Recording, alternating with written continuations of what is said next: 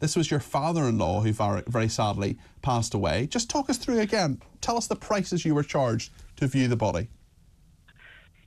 The first one was £400 and it was £200 per person after that. And how many people were there? What was the total price just to see the body of your father-in-law? 1,200. That's astonishing, and that is really, really astonishing. I mean, how did you feel when you were told that? Presumably this hasn't been a very nice time for you. This has been a horrible time for you. How did you react to that? Ripped off. Yeah. Ripped off. Goodness me. And there's been quite a reaction. Ripped off. We've had quite a reaction to this. We did ask the funeral directors. They said they'd look into it, but they haven't got back to us. Yeah. Yeah. Yeah, and I'll bet they denied it.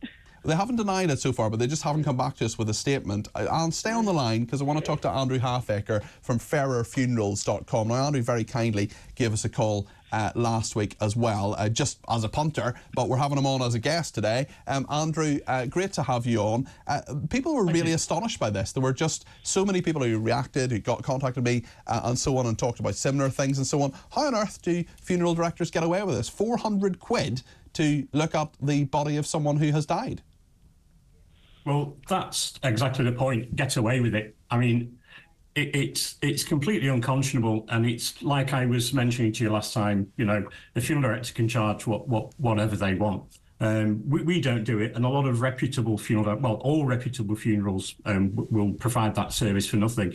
I like the company that your previous caller mentioned did work for one of the large corporations, and the things I saw and the prices I saw, like it says on our website, left such a nasty taste in my mouth. I set up on my own. So, you know, there are good people out there. Yeah, and we've got to remember that, don't we? But it just absolutely sticks in the craw. What advice, Andrew, would you give people like Anne and her family? There's perhaps not a huge amount she can do now, or is there anything she could do now? Could she complain? Is there somewhere she could go with this? And and maybe as a second question, if the worst happens, and look, we'll probably all deal with setting up a funeral at some stage in our lives, what should we do? What's the way to avoid these cowboys?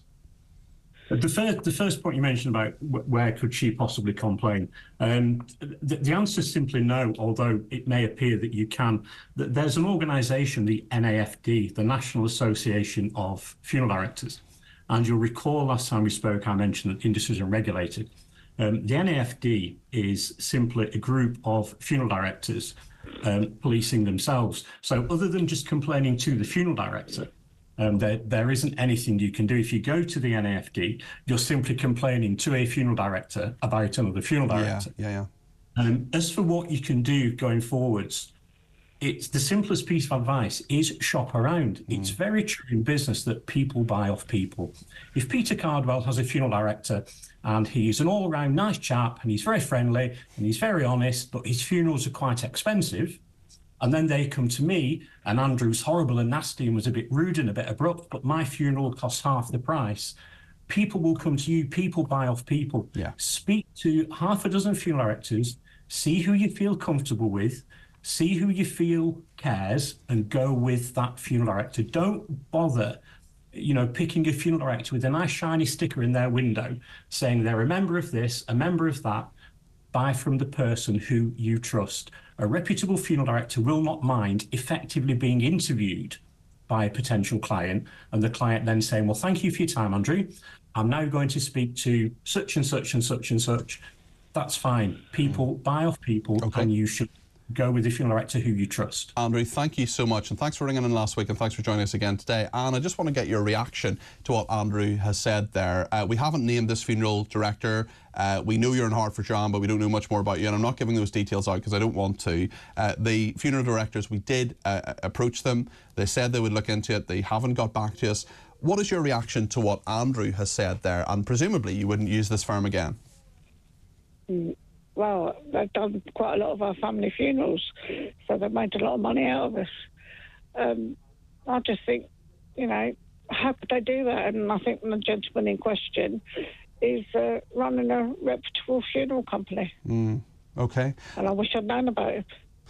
Thank you very, very much indeed. Thanks for bringing your story to us as well. Very, very interesting and horrible. And we are thinking about you and your family at the moment with your father-in-law sadly passing away.